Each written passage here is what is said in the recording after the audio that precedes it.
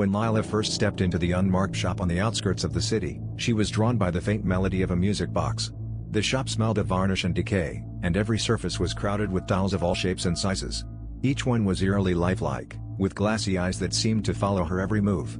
"Welcome," came a voice from behind the counter. The man who emerged looked as aged as the shop itself, his thin frame draped in an apron streaked with paint and varnish. His hands were gnarled, his fingernails rimmed with dark stains.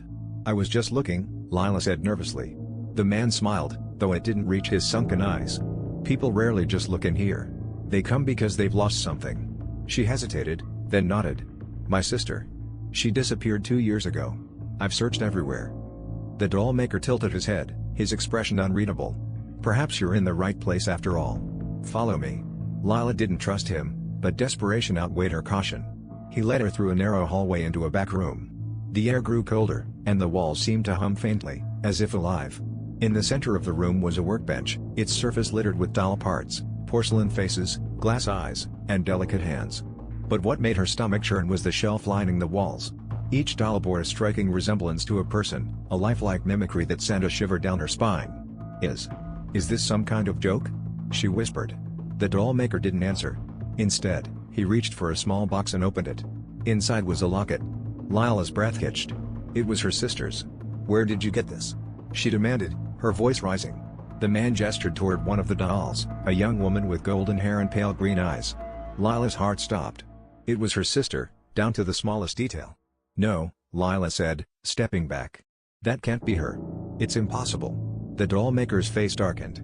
"Impossible? No. What's impossible is that people always come searching for answers, but they never truly listen." "What did you do to her?" Lila screamed, grabbing the doll. Its skin felt unnervingly warm. "She's not dead," he said calmly.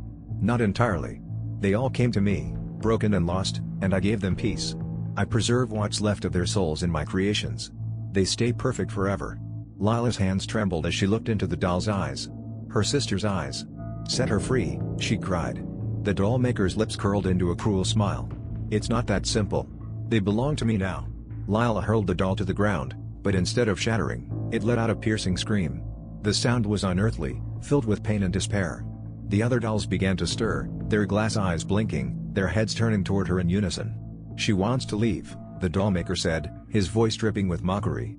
"But what will you trade for her freedom?" The dolls started to rise, their tiny hands clawing toward Lila. She backed into the corner,